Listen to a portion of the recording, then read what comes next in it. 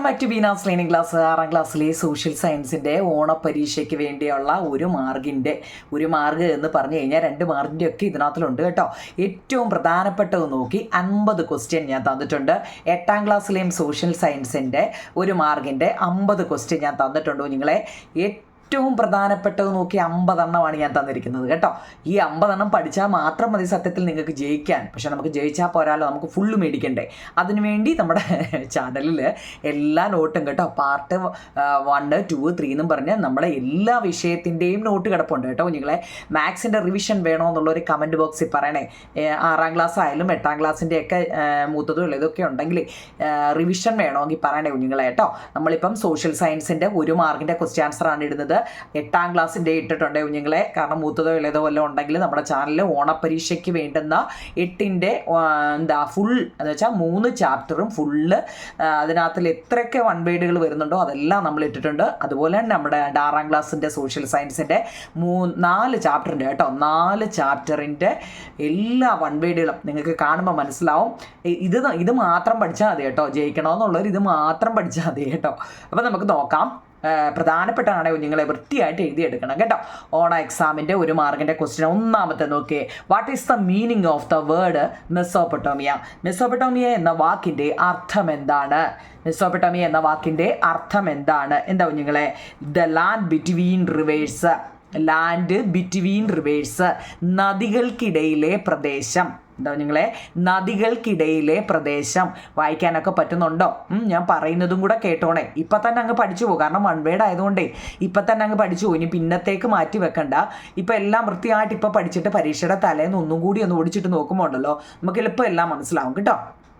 What is the main city in the Egyptian civilization? Egyptian സംസ്കാരത്തിൻ്റെ പ്രധാന നഗരം ഏതായിരുന്നു?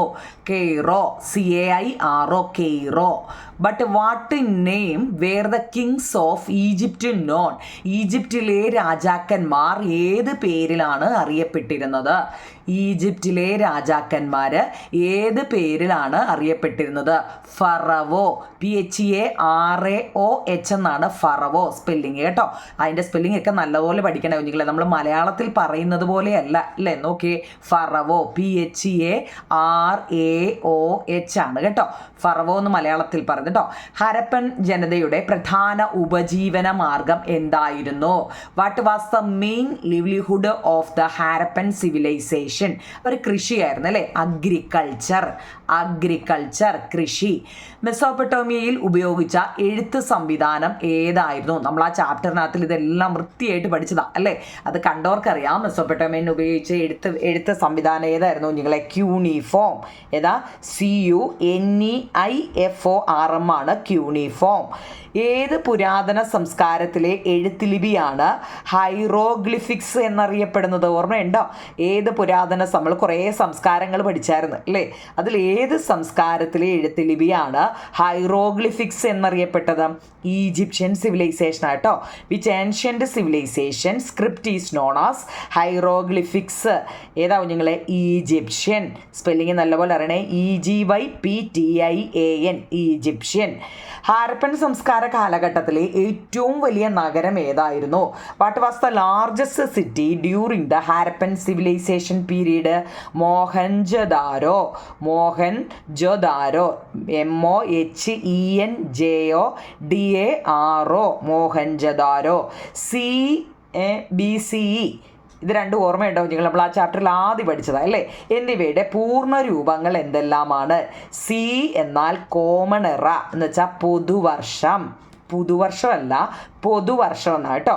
BCE എന്ന് വെച്ചാൽ ബിഫോർ കോമൺ എറ, പൊതുവർഷത്തിന് മുമ്പ്. ബിഫോർ എന്ന് വെച്ചാൽ മുമ്പ്. കോമൺ എറ സിയും അതിൻ്റെ മുമ്പിൽ ഒരു ബിയുടെ വന്നാൽ ബിഫോർ കോമൺ എറ, പൊതുവർഷത്തിന് മുമ്പ്. ആദ്യത്തെ 8 എണ്ണം ഓക്കെയാണോ കുഞ്ഞുങ്ങളെ? വൃത്തിയായിട്ട് വായിക്കാനും എഴുതാനും പറ്റണം കേട്ടോ. നല്ലതുപോലെ കണ്ട ഞാൻ എഴുതിയത് വലിയ ഗ്ലാമറൊന്നും ഇല്ലെങ്കിലും നിങ്ങൾ വൃത്തിയായിട്ട് അങ്ങ് എഴുതിയെടുക്കണം കേട്ടോ. ഓക്കെയാണോ 8 എണ്ണം? 9ാമത്തെ ക്വസ്റ്റ്യൻ. ഹോമിനോയിഡ്സ് എന്ത് ചെയ്യും, നമ്മൾ അതിനകത്തിലെ 4-5 കാലഘട്ടത്തെ കുറിച്ച് പറയുന്നുണ്ട് അല്ലേ, 4 തോന്നല്ലേ, അതിനെക്കുറിച്ച് നമ്മൾ ഇതിനകത്ത് പറയുന്നുണ്ട്. ഹോമിനോയിഡ്സ്, ഹോമിനിഡുണ്ട്, ഹോമിനോയിഡുകളുണ്ട് അല്ലേ. ഹോമിനോയിഡുകളാണ് 4 കാലിൽ നടത്താം. Walked on 4 legs, walked on 4 legs. 365 ദിവസമുള്ള കലണ്ടർ അവതരിപ്പിച്ചത് ഏത് സംസ്കാരമാണ്? നമ്മൾ ഒരു വർഷം 365 ദിവസം ഉണ്ടെന്നൊക്കെ നമ്മൾ പറയത്തില്ലേ നിങ്ങളെ, ആ 365 ദിവസമുള്ള കലണ്ടർ അവതരിപ്പിച്ചത് ഏത് സംസ്കാരമാണ്? Which civilization introduced in the calendar which 365 days? ഈജിപ്ഷ്യനാണ് കേട്ടോ. ഈ ഒരുവിധമുള്ള എല്ലാ കാര്യങ്ങളും ഈജിപ്ഷ്യനാണ് കേട്ടോ. നോക്കി അടുത്ത, these Chinese civilization originated on the banks of these river. ചൈനീസ് സംസ്കാരം ഉടലെടുത്തത് ഏത് നദീതീരത്തായിരുന്നു? ഏതായിരുന്നു നിങ്ങളെ? ഹൊയാങ്ഹോ. സ്പെല്ലിംഗ് അറിയണേ, HUANG, ഹൊയാങ്ഹോ എന്ന് പറയുന്ന നദിയുടെ തീരത്ത് വെച്ചായിരുന്നു കേട്ടോ. The great bath is part of which civilization? Great bath എന്ന് പറയുന്നത് ഏത് സംസ്കാരത്തിലാണെന്നറിയോ? ഹാരപ്പനാണ് കേട്ടോ. ഹാരപ്പൻ. നല്ലപോലെ ആ സിവിലൈസേഷൻ പഠിക്കണേ കേട്ടോ. വലിയ കുളം, ഗ്രേറ്റ് ബാത്ത് എന്ന് വെച്ചാൽ എന്താണ്? വലിയ കുളം. അത് ഏത് സംസ്കാരത്തിൻ്റെ ഭാഗമാണ്? ഹാരപ്പൻ സിവിലൈസേഷൻ്റെ ആണ്. ഈജിപ്ഷ്യൻ സിവിലൈസേഷനും ഹാരപ്പൻ സിവിലൈസേഷനും ഒക്കെ വളരെ ഇമ്പോർട്ടൻ്റ് ആണ് കേട്ടോ. അതിൻ്റെ കുറിച്ചൊക്കെ നല്ലതുപോലെ വേണം പഠിച്ചിട്ട് പോകാൻ. കാരണം പുതിയ ടെസ്റ്റാണ്, പുതിയ ഇതൊക്കെ ആയതുകൊണ്ട് കേട്ടോ. ഏതൊക്കെ രീതി എങ്ങനെയൊക്കെയാണ് ചോദ്യം വരുന്നതെന്ന് എനിക്കറിയില്ല നിങ്ങളെ. പക്ഷേ നമ്മൾ ഇതുവരെയുള്ള അല്ലേ ക്ലാസ്സുകളിൽ ഏറ്റവും പ്രധാനപ്പെട്ടതാണ് ഈ ഈജിപ്ഷ്യൻ സിവിലൈസേഷനും ഹാരപ്പൻ സിവിലൈസേഷനും കേട്ടോ. അത് നല്ലതുപോലെ അതിനെക്കുറിച്ച് പഠിച്ചിട്ട് വേണം. ഇനി ആപ്പിൻ്റെ ആകൃതി, വെഡ്ജ് എന്ന് വെച്ചാൽ ആപ്പാവും നിങ്ങളെ. ആപ്പിൻ്റെ ആകൃതിയിലുള്ള ഇവിടെ എന്ന പദം സംസ്കാരവുമായി ഏത് സംസ്കാരവുമായിട്ടാണ് ആപ്പിൻ്റെ ആകൃതി എന്ന് ഇവിടെ ഉദ്ദേശിക്കുന്നത്? വെഡ്ജ്. വെഡ്ജ് എന്ന് വെച്ചാൽ ആപ്പ് കേട്ടോ. Wedge, the term wedge shaped is associated with which civilization? ആപ്പെന്ന് കേൾക്കുമ്പോഴേ മെസോപ്പൊട്ടേമിയൻ ഓർത്തോണം കേട്ടോ. മെസോപ്പൊട്ടേമിയ കേട്ടോ. സിന്ധു നദീതട നഗരങ്ങളുടെ ഒരു പ്രധാന സവിശേഷത എന്തായിരുന്നു? സിന്ധു നദീതട നഗരങ്ങളുടെ ഒരു പ്രധാന സവിശേഷത എന്തായിരുന്നു? A major features of Indus valley cities was എന്താവും നിങ്ങളെ? നന്നായി ക്രമീകരിച്ച അഴുക്കുചാലായിരുന്നു കേട്ടോ. Drainage system well organised. Organise ചെയ്യുക എന്ന് വെച്ചാൽ ക്രമീകരിക്കുക. വെൽ എന്ന് വെച്ചാൽ നന്നായിട്ട് ക്രമീകരിച്ച ഡ്രെയിനേജ്, അഴുക്ക് ചാല് കേട്ടോ. അഴുക്ക് ചാല് എന്താ നിങ്ങളെ? സിന്ധു നദീതട നഗരങ്ങളുടെ ഒരു പ്രധാന സവിശേഷതയായിരുന്നു. The major features of Indus valley cities ഏതാ? Well organised drainage system. വായിക്കാൻ അറിയണേ കുഞ്ഞുങ്ങളെ കേട്ടോ. ഞാൻ എടുത്ത് ഓരോ വാക്കും എടുത്തെടുത്ത് പറയുന്നുണ്ട്, കേട്ട് നല്ലതുപോലെ അങ്ങ് പഠിച്ചു പോകണം കേട്ടോ. പ്രാചീന ഗ്രീക്ക് നഗരരാഷ്ട്രങ്ങൾ ഏത് പേരിലാണ് അറിയപ്പെടുന്നത്? പ്രാചീന ഗ്രീക്ക് നഗരരാഷ്ട്രങ്ങൾ ഏത് പേരിലാണ് അറിയപ്പെടുന്നത്? What was the primary political unit of ancient Greece? ഗ്രീസാണ്. ഗ്രീസിലെ പ്രാചീനം, പ്രൈമറിയിലെ ഗ്രീക്ക് നഗരരാഷ്ട്രങ്ങൾ ഏതൊക്കെയാവും നിങ്ങളെ? അതിനെ ഏത് പേരിലാണ് അറിയപ്പെടുന്നത്? പ്രാചീന ഗ്രീക്ക് നഗരരാഷ്ട്രങ്ങൾ ഏത് പേരിലാണ് അറിയപ്പെടുന്നത്? അത് വളരെ ഇമ്പോർട്ടൻ്റ് കേട്ടോ. Polis, POLIS, polis. പ്രാചീന ഇന്ത്യയിലെ 2 പ്രധാന ദർശനം എന്ന് വെച്ചാൽ ഫിലോസഫേഴ്സ് അല്ലേ. What were the 2 main philosophers in ancient India? ഏറ്റവും പ്രധാനപ്പെട്ട ഒരെണ്ണോടുണ്ട്, എന്നാലും ഏറ്റവും പ്രധാനപ്പെട്ട ഏതാണെന്ന് ചോദിച്ചാൽ ജൈനിസവും ബുദ്ധിസവും എഴുതിയാൽ മതി കേട്ടോ. ജൈനിസവും ബുദ്ധിസവും. JAINISM BUDDHISM കേട്ടോ. ജൈനമതവും ബുദ്ധമതവും ഓക്കെയാണോ നിങ്ങളെ? 16 വൃത്തിയായിട്ട് എഴുതിയെടുക്കണേ. കാണാനൊക്കെ പറ്റുന്നുണ്ടല്ലോ. ഏതെങ്കിലും ഞാൻ സ്പീഡിൽ പറഞ്ഞു പോയിട്ടുണ്ടെങ്കിൽ അതിനാണ് ഞാൻ ഇങ്ങനെ കാണിക്കുന്നത്. നിങ്ങളത് പോസ് ചെയ്തിട്ടിട്ട് എഴുതണം കേട്ടോ. 16. അടുത്ത 17ാമത്തെ ചോദ്യം, സോക്രട്ടീസിൻ്റെ പ്രധാന ശിഷ്യൻ ആരായിരുന്നു? ഓർമ്മയുണ്ടോ നമ്മൾ ആ പാഠം പഠിച്ചത്? 3 ബോക്സ്, 3 പേരുടെ പേര് കൊടുത്തിട്ട് ആ ബോക്സിനകത്ത് എഴുതിയിട്ടുണ്ട് അല്ലേ. സോക്രട്ടീസും പ്ലേറ്റോവും അരിസ്റ്റോട്ടിൽ 3 പേരുടെ പേരല്ലേ. അതിൽ സോക്രട്ടീസിൻ്റെ പ്രധാന ശിഷ്യൻ ആരായിരുന്നു നിങ്ങളെ? പ്ലേറ്റോ ആയിരുന്നു കേട്ടോ. Who was the main disciple of Socrates? ആരാണ്? പ്ലേറ്റോ കേട്ടോ. പ്ലേറ്റോ. ആരായിരുന്നു മൗര്യ സാമ്രാജ്യം സ്ഥാപിച്ചത്? Who founded the Mauryan empire? ആരാ കുഞ്ഞുങ്ങളെ? ചന്ദ്രഗുപ്തയാണ് കേട്ടോ. ചന്ദ്രഗുപ്തനാണ്. Who founded the Mauryan empire? ആരായിരുന്നു മൗര്യ സാമ്രാജ്യം സ്ഥാപിച്ചത്? ചന്ദ്രഗുപ്ത. ആരാണ് ലൈസിയം എന്ന പഠനകേന്ദ്രം സ്ഥാപിച്ചത്? ഓർമ്മയുണ്ടോ? അതൊക്കെ അതായത് അരിസ്റ്റോട്ടലിൻ്റെയും 3 പേരുടെ ബോക്സിനകത്ത് കുറേ കാര്യങ്ങൾ പറയുന്നുണ്ട്. വളരെ ഇമ്പോർട്ടൻ്റ് ആണ് ആ 3 ബോക്സും കേട്ടോ. ആരാണ് ലൈസിയം എന്ന പഠനകേന്ദ്രം സ്ഥാപിച്ചത്? Who founded the Lyceum, A centre of learning. Learning എന്ന് വെച്ചാൽ എന്താ പറഞ്ഞാൽ പഠനകേന്ദ്രം അല്ലേ? ആരാണ്? Aristotle. Who founded the academy, centre of learning? പഠനത്തിന് വേണ്ടി അക്കാഡമി എന്ന പഠനകേന്ദ്രം അല്ലേ? അക്കാഡമി എന്ന പഠനകേന്ദ്രം സ്ഥാപിച്ചതോ? പ്ലേറ്റോവുമായിരുന്നു. തിരിഞ്ഞു പോയല്ലേ? ലൈസിയം അരിസ്റ്റോട്ടിലും ലൈസിയം അരിസ്റ്റോട്ടിൽ, പിന്നെ അക്കാഡമി പ്ലേറ്റോ കേട്ടോ. Who was the worshipped as the one god in the Avestan philosophy? അവസ്ഥ കേട്ടോ. സെൻറ്റ് അവസ്ഥ ദർശനത്തിൽ, ഫിലോസഫി എന്ന് വെച്ചാൽ ദർശനം എന്നാട്ടോ. ഏകദൈവമായിട്ട് ആരാധിക്കപ്പെട്ടിരുന്നത് ആരെയാണ്? ആ പേരൊരു ഇച്ചിരി വെറൈറ്റി അല്ലേ? അഹുറ മസ്ദ. അതൊരു വെറൈറ്റി പേരാവും നിങ്ങളെ. സെൻറ്റ് അവസ്ഥ ദർശനത്തിൽ ഏകദൈവമായി ആരാധിക്കപ്പെട്ടിരുന്നത് ആരെയാണ്? അഹുറ മസ്ദ കേട്ടോ.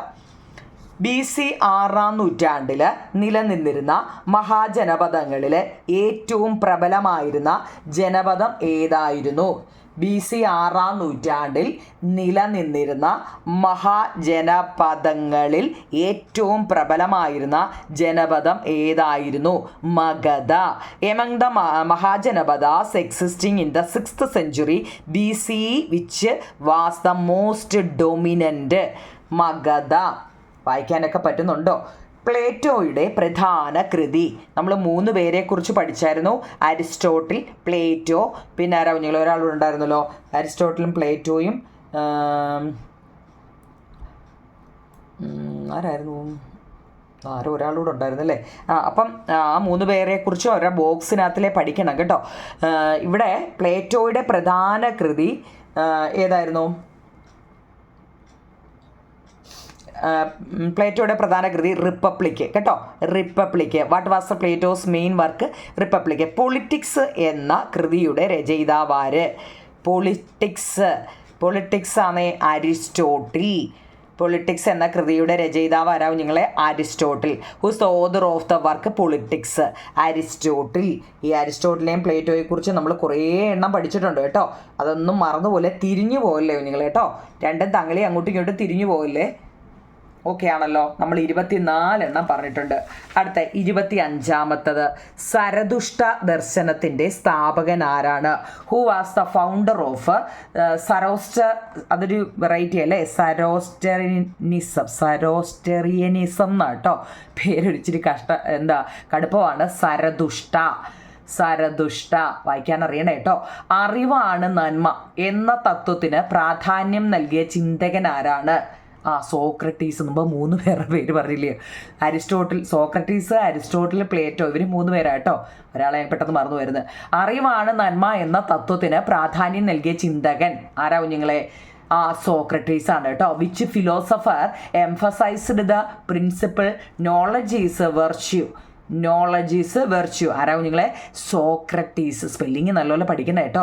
ഇനി ഒരു തുണ്ട് ഭൂമി എന്നർത്ഥം വരുന്ന ഏത് ജർമ്മൻ വാക്കിൽ നിന്നാണ് ഫ്യൂഡലിസം എന്ന പദം ഉത്ഭവിച്ചത്? ഫ്യൂഡലിസം എന്ന പദം അതിൻ്റെ അർത്ഥം ഒരു തുണ്ട് ഭൂമിയാണ് അല്ലേ? അപ്പോൾ ഇത് ഏത് ജർമ്മൻ വാക്കിൽ നിന്നാണ് ഫ്യൂഡലിസം എന്ന പദം ഉത്ഭവിച്ചത്? ഫ്യൂഡലിസം എന്ന് വെച്ചാൽ ഫ്യൂഡ് കേട്ടോ. എളുപ്പമല്ലേ പഠിക്കാൻ? ഇപ്പം തന്നെ അങ്ങ് പഠിച്ചു പോട്ടോ. ഒന്നും പിന്നത്തേക്ക് വെക്കണ്ട. കാരണം ഇനി നിങ്ങൾക്ക് ക്വസ്റ്റ്യൻ ആൻസറുകൾ പഠിക്കാനില്ലേ?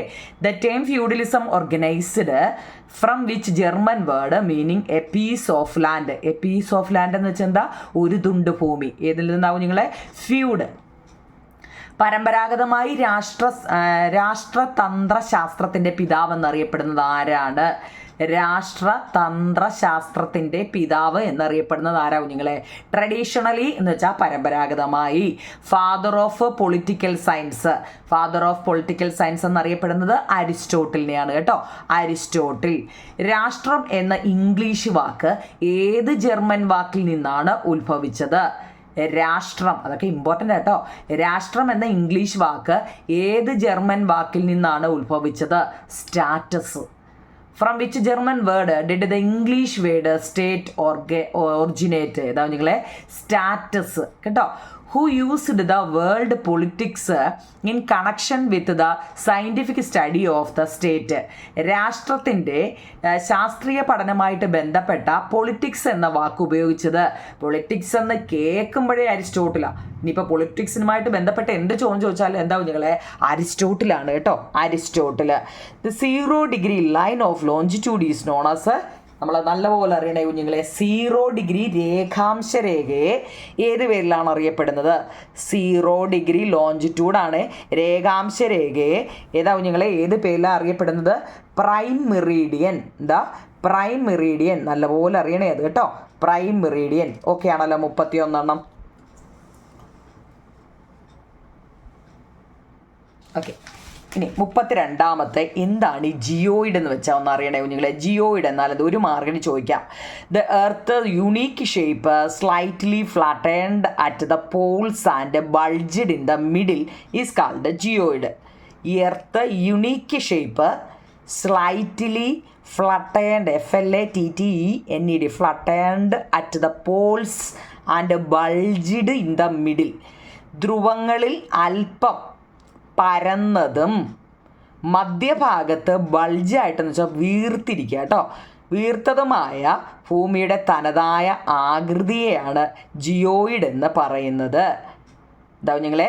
ധ്രുവങ്ങളിൽ അല്പം പരന്നതും മധ്യഭാഗത്ത് വീർത്തതുമായ ഭൂമിയുടെ തനതായ ആകൃതിയാണ് ജിയോയിഡ് എന്ന് വിളിക്കുന്നത്. ഓക്കെ ആണോ?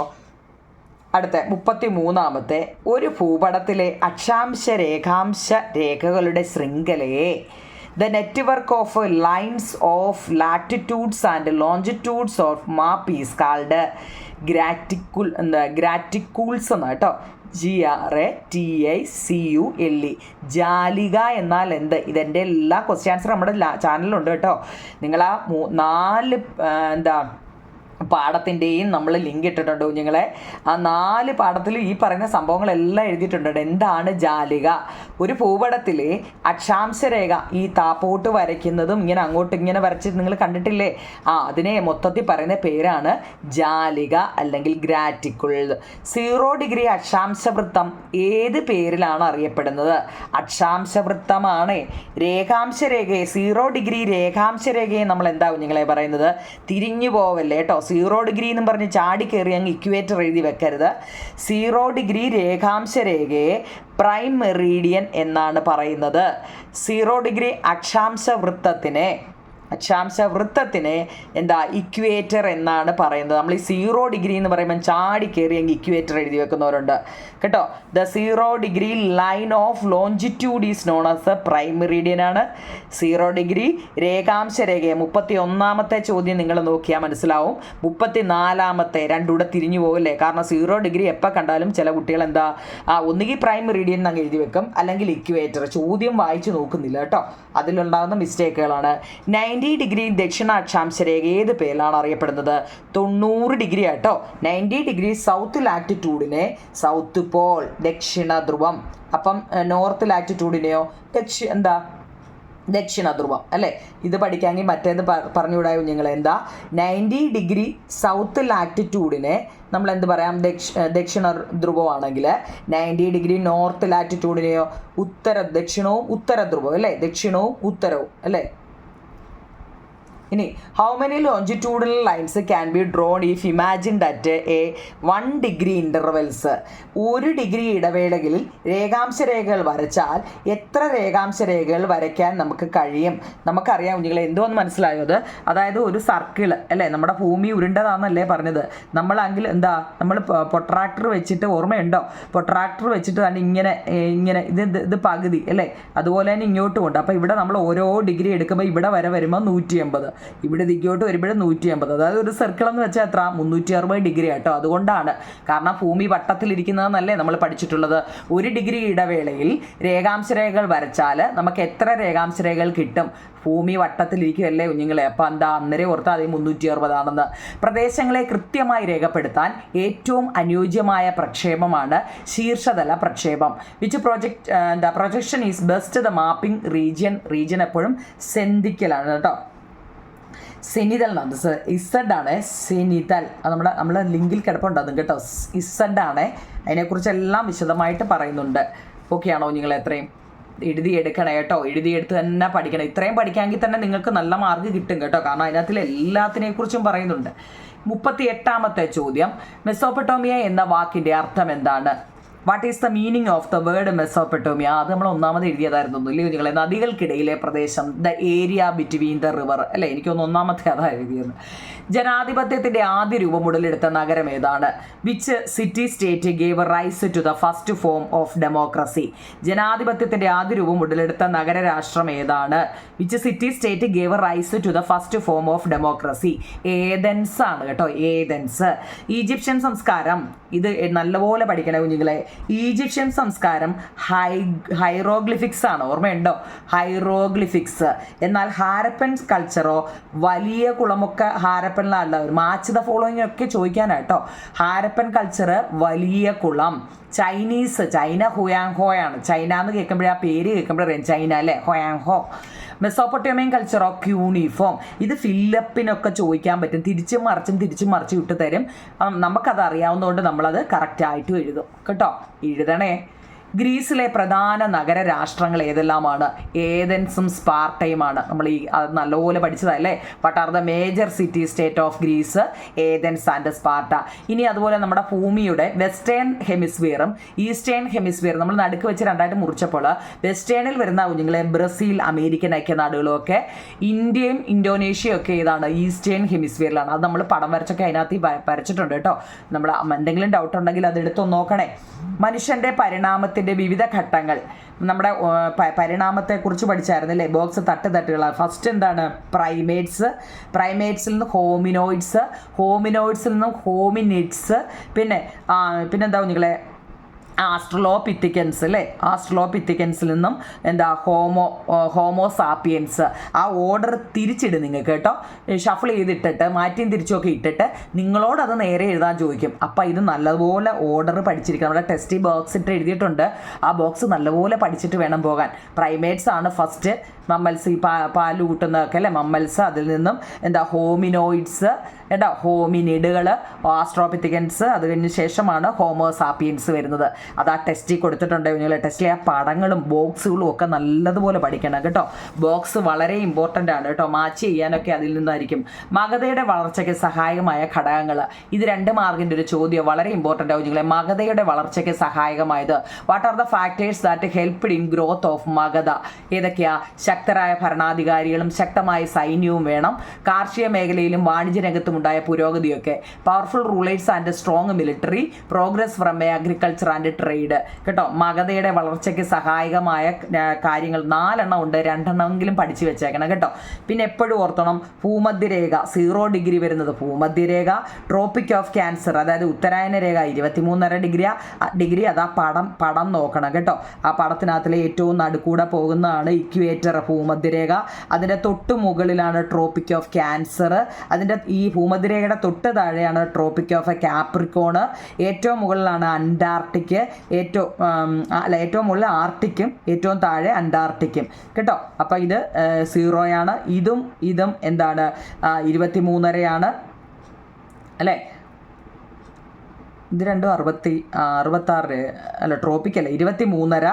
പിന്നെ ഏറ്റവും മുകളിലത്തെ ഏറ്റവും താഴത്തെയും 66. ആ ടെസ്റ്റിൽ പടം തന്നിട്ടുണ്ട്. ഇനി ഞാൻ ആ പറഞ്ഞതൊന്നും മനസ്സിലായില്ലെങ്കിൽ ടെസ്റ്റിൽ ഭൂമിയുടെ പടം കൊടുത്തിട്ടുണ്ട്. ട്രോപ്പിക്കോ ക്യാൻസർ, അതായത് ഉത്തരായന രേഖ, ദക്ഷിണായന ആർട്ടിക്കോ ഒക്കെ എവിടെയാണെന്ന് നോക്കണേ നിങ്ങൾ കേട്ടോ. പടം വരച്ചിട്ട് ചിലപ്പോൾ ഒന്ന് നിങ്ങൾ അരച്ച് തന്നിട്ട് ഇത് എന്തൊക്കെയാണെന്ന് ചോദിച്ചു കഴിഞ്ഞാലോ നമുക്കറിയണ്ടേ. നമ്മൾ ഒട്ടും വിട്ടുകൊടുക്കരുത്, നമുക്കെല്ലാം അറിയാം.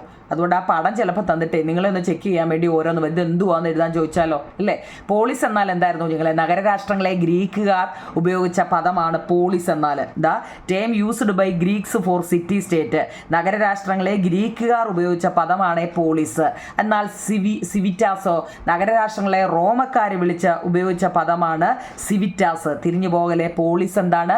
ടേംസ് യൂസ്ഡ് ബൈ ഗ്രീക്സ് അല്ലെ, ഗ്രീക്കുകാർ ഉപയോഗിച്ച പദമാണ്. ആരെയാ? സിറ്റി സ്റ്റേറ്റിനെ, നഗരരാഷ്ട്രങ്ങളെ പോളിസ് എന്നും. ദ ടേം യൂസ്ഡ് റോമൻസ് റോമക്കാർ ഉപയോഗിച്ചതാണ് സിവിറ്റാസ്. രാഷ്ട്രം എന്ന വാക്ക് ഉത്ഭവിച്ച ജർമ്മൻ പദം, രാഷ്ട്രം എന്ന വാക്ക് ഉത്ഭവിച്ച ജർമ്മൻ പദം status. German word from which state originated status. 50-51 ഉണ്ട്. പക്ഷേ 50 ഏറ്റവും ഇമ്പോർട്ടൻ്റ് ആയിട്ടുള്ള 50 ഞാൻ തന്നിട്ടുണ്ട്. എൻ്റെ പൊന്നു കുഞ്ഞുങ്ങളെ വൃത്തിയായിട്ട് ഇത് എഴുതിയെടുക്കണം കേട്ടോ. നിങ്ങൾക്ക് വേണ്ടിയാണ് ഞാനിത് ഇത്രയും നോക്കിയേ. എന്തും വേണ്ടി പേപ്പർ കണ്ടോ, എത്ര പേപ്പറിലാണ്. കാരണം എൻ്റെ ചാനൽ കാണുന്ന കുഞ്ഞുങ്ങൾക്ക് എപ്പോഴും നല്ല മാർക്ക് വേണം. കാരണം നമ്മളെ അത്രത്തോളം അവർ വിശ്വസിച്ചാണ് നമ്മുടെ ചാനൽ കാണുന്നത്. അപ്പം അതിനകത്തിലെ ഒരു മാർക്കിൻ്റെ ഏറ്റവും പ്രധാനപ്പെട്ടത് നോക്കി നിങ്ങൾക്ക് 3-4 ചാപ്റ്ററേ ഉള്ളൂ കുഞ്ഞുങ്ങളെ. അതിനകത്തിലെ ഏറ്റവും പ്രധാനപ്പെട്ടത് നോക്കി 50 ക്വസ്റ്റ്യൻ ആൻസറാണ് ഞാൻ നിങ്ങൾക്ക് വേണ്ടി തയ്യാറാക്കി തന്നത് കേട്ടോ. ഇച്ചിരി കഷ്ടപ്പെട്ടിട്ടാണ് സത്യം പറഞ്ഞാൽ. എത്രയോ മണിക്കൂറുകൾ എടുത്താണെന്നറിയോ ഞാൻ ഇതിൻ്റെ മലയാളവും ഇംഗ്ലീഷും ഒക്കെ എഴുതേണ്ട. എത്ര പേപ്പറാണ് അത്രയും പേര്. കാരണം ഇപ്പുറത്തെ സൈഡ് ഒരു സൈഡ് എഴുതിയാൽ ഒരു സൈഡ് എഴുതാൻ പറ്റത്തില്ല. കാരണം നിങ്ങളെ ഇങ്ങനെ ഞാൻ കാണിക്കുമ്പോഴേ ഇവിടെ എല്ലാം ഷെയ്ഡുണ്ട്. അപ്പം അതിന് പോലും കണ്ടോ ഇതെല്ലാം എഴുതി നിങ്ങൾക്ക് എഴുതി തരുന്നത്. കാരണം ഒരു വിശ്വാസത്തിൻ്റെ പുറത്താണല്ലോ നമ്മളിതെല്ലാം ചെയ്യുന്നത് കേട്ടോ. അപ്പം നല്ല മാർക്ക് മേടിക്കുക. ഞാനിനിയും 6ാം ക്ലാസ്സിൻ്റെ സോഷ്യൽ സയൻസ് ഓണം കഴിഞ്ഞേ ഇടത്തുള്ളൂ. കാരണം നമ്മൾ 4 ചാപ്റ്ററിൻ്റെ എല്ലാം നമ്മൾ ഇട്ടിട്ടുണ്ട്. അപ്പം എല്ലാവരും വൃത്തിയായിട്ട് ഈ നോട്ട് എഴുതിയെടുത്ത് പഠിക്കുക. എല്ലാ കുഞ്ഞുങ്ങൾക്കും ഓൾ ദ ബെസ്റ്റ് കേട്ടോ. വൃത്തിയായിട്ട് പഠിക്കുക. ഹാപ്പി ഓണം കേട്ടോ കുഞ്ഞുങ്ങളെ. ഓക്കെ, കമൻറ്റ് ബോക്സിലൊക്കെ നിങ്ങൾക്ക് എന്ത് പറയാം കേട്ടോ. ലൈക്കും ഷെയറും കമൻറ്റും സബ്സ്ക്രൈബും ഒക്കെ ചെയ്യണേ. ഓക്കെ കുഞ്ഞുങ്ങളെ, thank you. All the best.